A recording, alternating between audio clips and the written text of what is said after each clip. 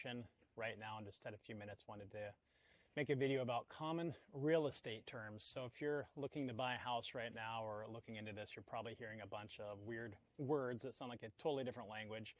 Don't worry, you don't need to be a real estate genius to buy a house. That's what your agent's for. But knowing a few of these key terms are going to be super helpful and make you feel a little bit more in control. So let's break down a few of those important terms that you're going to hear when you buy a home. So the first one's appraisal. This is basically a report that says the house is actually worth what it's worth, what you're buying it for. So your lender needs to make sure that they're not loaning on a house, loaning more money on the house than the home is actually valued at. The next one's contingencies. These are, think of these like as escape clauses in your contract. They're conditions that have to be met for the deal to go through. For example, a common one is what I'm doing right now. I'm at a home inspection. So having this home inspection here, we want to make sure the house is as it is.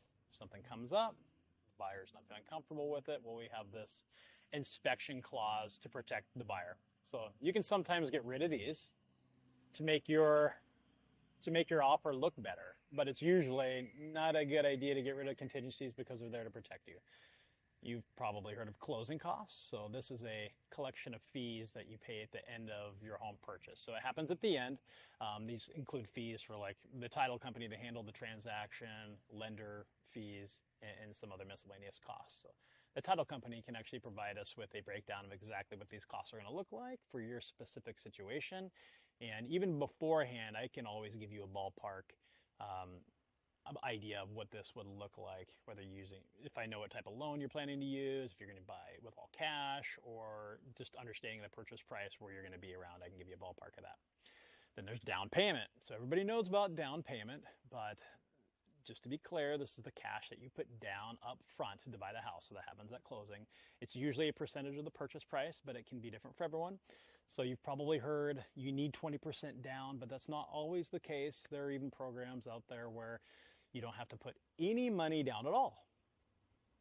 Just ask your lender about those options. If you don't have a lender, I can connect you with one. There's also a term called an escalation clause. This is a special tool for use in really competitive markets. It's a note in your offer that says, I'll pay X amount over the highest offer that the seller receives up to a certain point. So it's basically a way to automatically outbid others without having to go back and forth. I think eBay does this pretty well.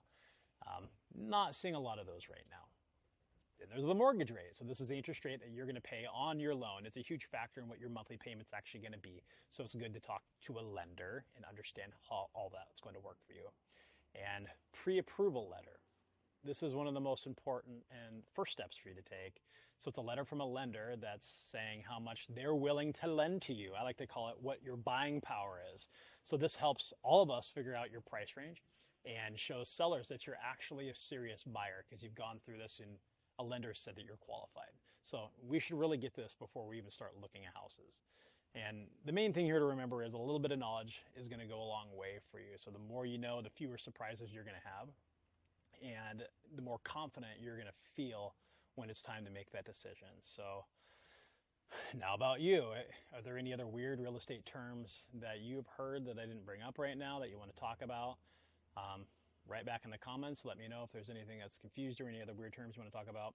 And one thing I want to say, if you're worried about coming up with cash for the down payment, and even like now that you know what closing costs are, reach out to me. So I have some strategies to help get some of those costs covered or reduced.